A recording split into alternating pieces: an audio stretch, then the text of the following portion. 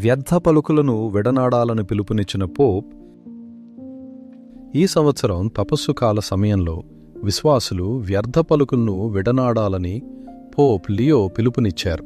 ఈ పవిత్ర సమయాన్ని దేవుడు మనకు అనుగ్రహించిన అపూర్వమైన కృపాకాలంగా అభివర్ణించారు.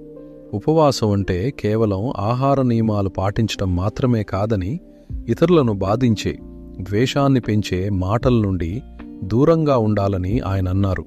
దేవుని వాక్యాన్ని ఆలకించటం ద్వారా మన హృదయాలు మార్పు చెందుతాయని, క్రీస్తు బాధ, మరణం మరియు పునరుద్ధాన రహస్యాన్ని అనుసరించడానికి మనం సిద్ధం కావాలని చెప్పారు. బాధపడుతున్న వారిని ఆదరించటం, పేదల పట్ల కరుణ చూపించడం, ఒంటరితనంలో ఉన్నవారికి తోడుగా నిలవటం, ఇవే తపస్సు కాలంలో నిజమైన ఆత్మపరిశీలన ఫలితాలని పోప్ స్పష్టం చేశారు. అయితే ఉపవాసం వినయం మరియు విశ్వాసంతో చేయాలని హెచ్చరించారు.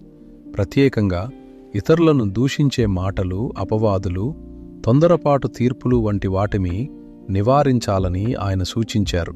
కుటుంబాల్లో, సంఘాల్లో, సమాజంలో శాంతి నెలకొనాలంటే మన మాటల్లో ప్రేమ, గౌరవం, క్షమాభావం ప్రతిఫలించాలి అని ఆయన బోధించారు. ఈ విధంగా జీవిస్తే ద్వేషభరితమైన మాటలు తగ్గి ఆశ మరియు శాంతి సందేశాలు పెరుగుతాయని పోప్ లియో 14 అన్నారు.